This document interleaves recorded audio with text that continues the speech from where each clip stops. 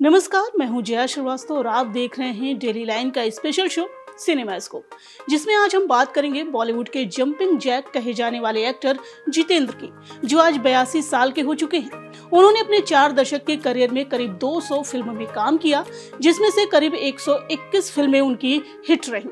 लेकिन बावजूद इसके उन्हें कभी बेस्ट एक्टर का अवार्ड नहीं मिला। उन्हें अब तक 5 बार लाइफ टाइम अचीवमेंट अवार्ड से नवाजा जा चुका है।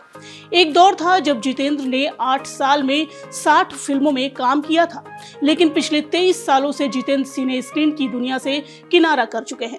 अंतिम बार उन्हें साल 2001 में आई फिल्म कुछ तो है में देखा गया था। एक्टिंग के अलावा जितेंद्र ने प्रोडक्शन हाउस से भी खूब कमाई की, लेकिन क्या आपको मालूम है कि फिल्में प्रोड्यूस करते हुए जितेंद्र 2 बार दिवालिया भी हो चुके हैं। लेकिन जितेंद्र ने तब भी हार नहीं मानी थी और आज वो 1512 करोड़ रुपए की संपत्ति के मालिक है। 7 अप्रैल 1942 को अमृतसर पंजाब में जन्मे जितेंद्र का असली नाम रवि कपूर है। जितेंद्र के पिता अमरनाथ फिल्म इंडस्ट्री में नकली ज्वेलरी सप्लाई करने का काम किया करते थे, इसलिए पूरी फैमिली अमृतसर से मुंबई आकर बस गई थी। जितेंद्र की शुरुआती पढ़ाई Saint Sebastian Goan high school Mumbai में हुई थी। इसी स्कूल में उनके साथ राजेश खन्ना भी पढ़ा करते थे और दोनों बहुत अच्छे दोस्त थे। जितेंद्र ने आगे की पढ़ाई मुंबई के सिद्धार्थ कॉलेज से पूरी की। जितेंद्र अपने पिता के बिजनेस में हाथ बढ़ाया करते थे और इसी सिलसिले में एक दिन उनकी मुलाकात फिल्म मेकर वी शांताराम से हुई। फिर अक्सर ही ज्वेलरी की सप्लाई के सिलसिले में जितेंद्र शांताराम की फिल्म कंपनी में आने लगे और इसी दौरान एक दिन शांताराम ने जितेंद्र से पूछा, फिल्मों में काम करोगे? जितेंद्र ने तुरंत हामी भर दी। फिल्म नवरंग की शूटिंग के दौरान जितेंद्र को छोटे मोटे काम मिलने लगे, लेकिन एक दिन ऐसा आया जब जितेंद्र की किस्मत चमक उठी। ये किस्सा फिल्म सेहरा की शूटिंग के दौरान का है। एक दिन बीकानेर में शूटिंग के वक्त हीरोइन संध्या की कोई बॉडी डबल नहीं मिल रही थी। शांताराम जी ने उन्हें संध्या का बॉडी डबल बना दिया और इस तरह जितेंद्र की फिल्मों में एंट्री हो गई। शुरुआत में जितेंद्र को काम तो मिला, लेकिन 6 महीने तक उन्हें कोई फीस नहीं मिली। जब वी शांताराम ने जितेंद्र को 1964 में फिल्म गीत गाया पत्थरों ने से ब्रेक दिया, तब उन्हें पहली फीस के तौर पर 100 रुपए मिले थे। ये फिल्म फ्लॉप रही तो वहीं जितेंद्र को फिर से छोटे मोटे रोल करके गुजारा करना पड़ा। साल 1967 में रिलीज हुई फिल्म फर्ज जितेंद्र की करियर की पहली हिट फिल्म साबित हुई, लेकिन अभी स्ट्रगल का दौर खत्म नहीं हुआ था। एक किस्सा है कि फिल्म मेकर सुबोध मुखर्जी जितेंद्र को लेकर एक सोलो हीरो फिल्म बनाना चाहते थे। जितेंद्र खुश हो गए, लेकिन सुबोध ने ये शर्त रख दी कि वो फिल्म तभी बनाएंगे जब हीरोइन हेमा मालिनी होंगी। दरअसल उस दौर में हेमा का स्टारडम किसी मेल सुपरस्टार से कम नहीं था। हेमा मालिनी हिट फिल्म की गारंटी हुआ करती थी।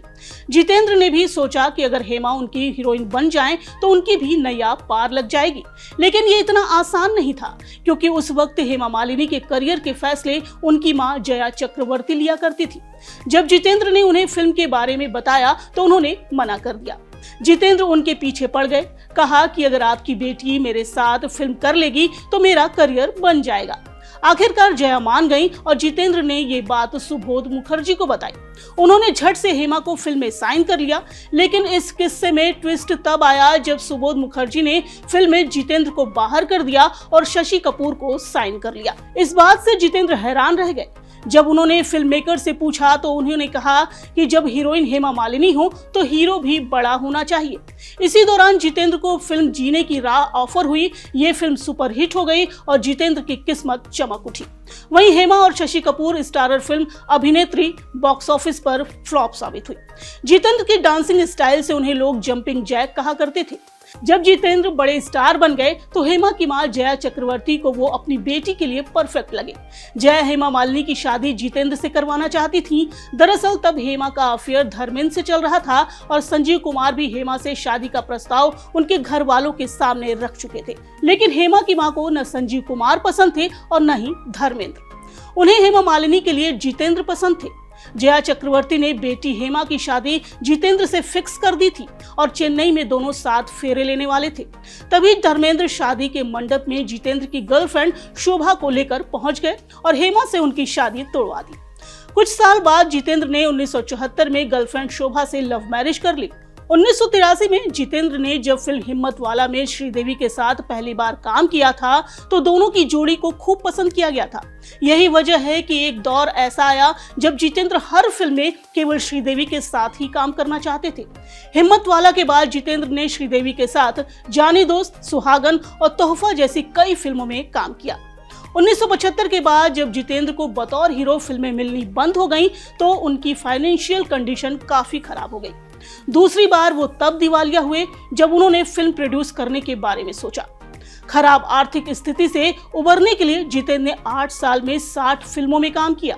उन्होंने एक इंटरव्यू में कहा था कि मैंने 8 साल में लगातार 60 फिल्में इसलिए की क्योंकि ये सच है कि 1980 के दौर में मैं काफी इनसिक्योर हो गया था। मैं गोरेगांव की चौल से उठा व्यक्ति हूँ। मैंने वो समय देखा है जब मेरे घर में पंखा लगा था तो पूरी चौल के लोग उसे देखने के लिए आए थे। मैंने बुरा दौर करीब से देखा है, इसलिए मैं पागलों की तरह काम करता था।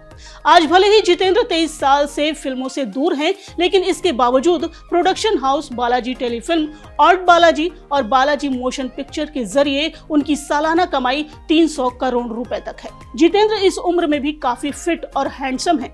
अपनी फिटनेस को बरकरार रखने के लिए उन्होंने 25 सालों से चावल नहीं खाया है, तो वही 50 सालों तक उन्होंने कभी घी को हाथ तक नहीं लगाया। इस बात का खुलासा शक्ति कपूर ने एक इंटरव्यू के दौरान किया था। उन्होंने बताया था कि जितेंद्र शूट पर अपना टिफिन खुद लाते थे, जिसमें केवल सलाद और सब्जियां हुआ करती थी। जितेंद्र फिट रहने के लिए डेली एक्सरसाइज भी करते हैं। आज के सिनेमा स्कोप में बस इतना ही। नमस्कार।